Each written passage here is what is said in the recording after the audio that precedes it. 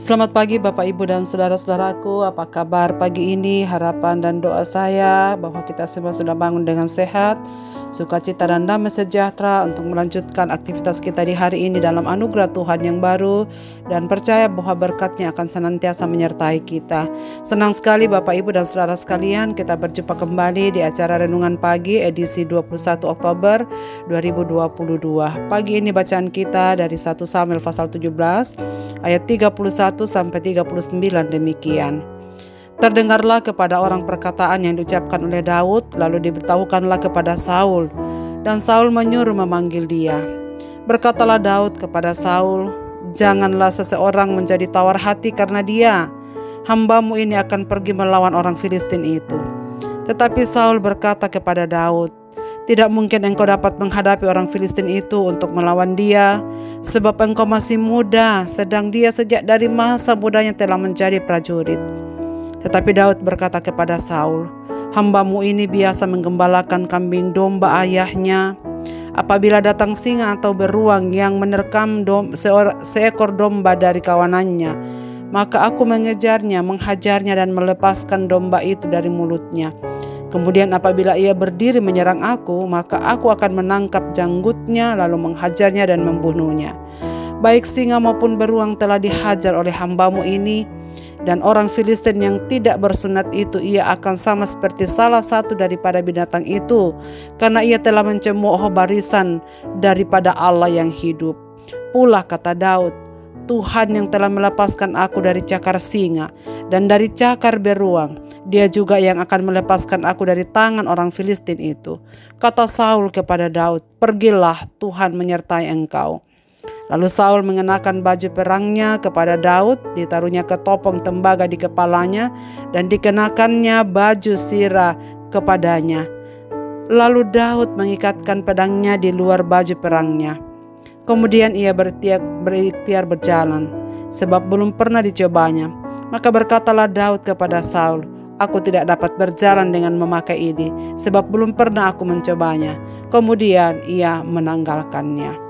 Apa yang telah Tuhan buat.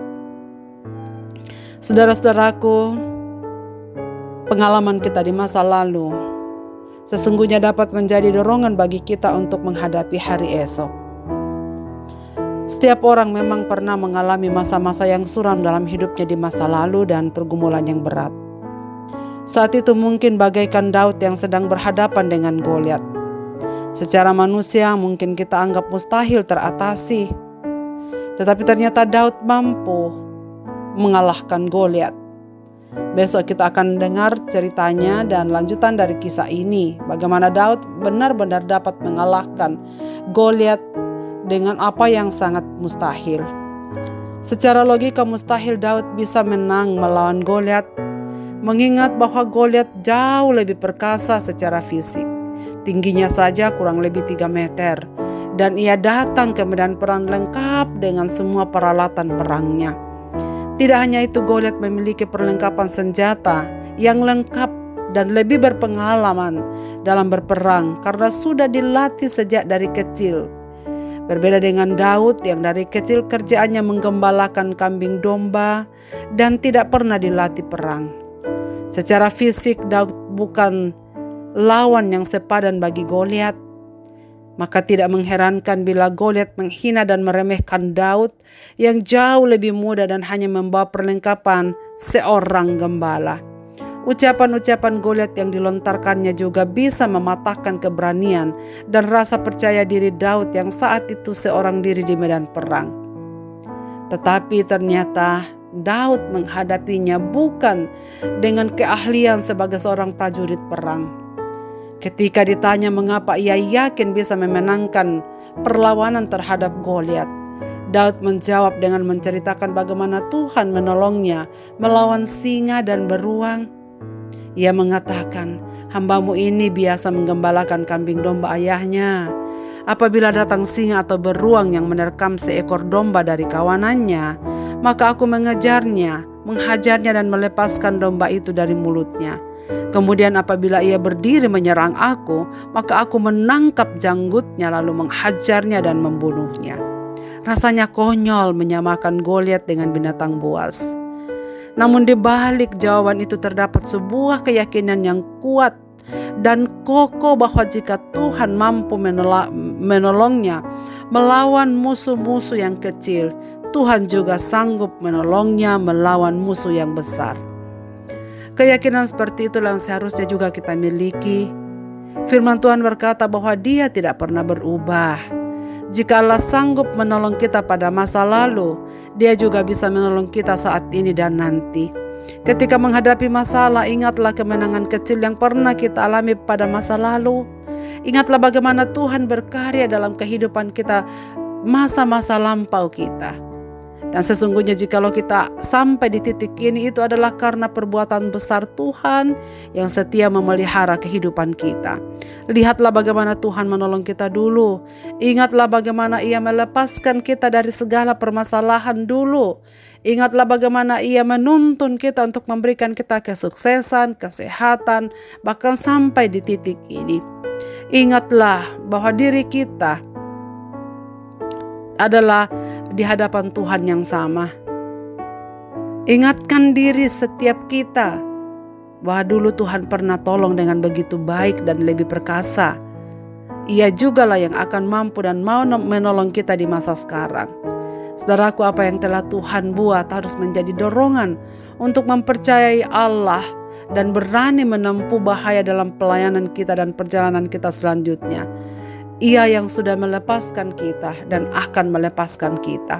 Sebab Allah kita adalah Allah yang tak pernah berubah dalam kasih setia-Nya. Saudara, apa yang sedang kita hadapi sekarang?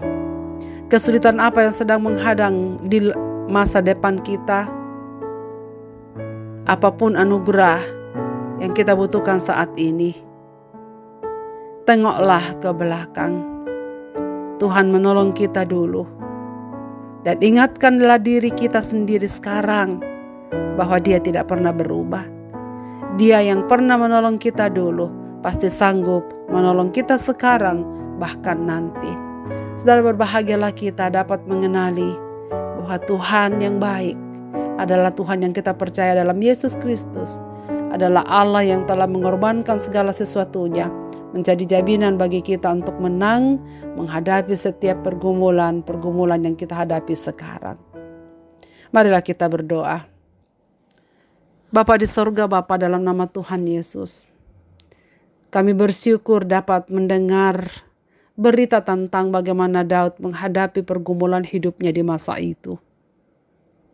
Goliat yang begitu besar di mata orang banyak, bahkan ditakuti oleh sebangsanya. Tetapi dia datang dalam nama Tuhan. Berdasarkan bagaimana keyakinan percayanya, apa yang Tuhan sudah buat di masa lampau. Ya Tuhan, pada pagi ini kami tertunduk di hadapan-Mu. Dan kami mengenang masa lampau hidup kami. Dan bagaimana Tuhan melakukan dan memberkati kami. Dan mengerjakan apa yang tak sanggup kami kerjakan. Terima kasih Bapa atas segala pertolongan itu. Dan pada hari ini kami juga akan menatap hari esok kami dalam keyakinan yang sama. Kasih-Mu yang tak pernah berubah adalah kasih yang sama yang tetap menyertai kami sekarang ini. Maka kami taruhkan hidup kami secara baru dalam tangan-Mu Bapa, dan mempercayai Engkau bahwa Engkau sanggup menolong kami dan Engkau menyertai kami. Terima kasih Bapa untuk firman-Mu pagi ini. Segenap pendengar renungan pagi dimanapun mereka berada, hamba-Mu berdoa, tolonglah mereka. Pimpinlah mereka dalam segenap kehidupan mereka. Hamba-Mu berdoa supaya mereka semua setia mengiring Tuhan. Dan setiap untuk percaya kepada-Mu bahwa Engkau adalah Allah kami yang mengasihi kami dengan sempurna. Terima kasih Bapa karena kami menjadi anak-anak-Mu dan kami menjadi bagian dari kasih-Mu dan yang Engkau kontrol dalam sepanjang kehidupan ini. Terima kasih Gembala kami yang baik. Dengar doa kami. Dalam nama Yesus Kristus Tuhan kami berdoa. Amin. Selamat beraktivitas Bapak, Ibu, dan saudara-saudaraku. Tuhan Yesus memberkati kita sekalian.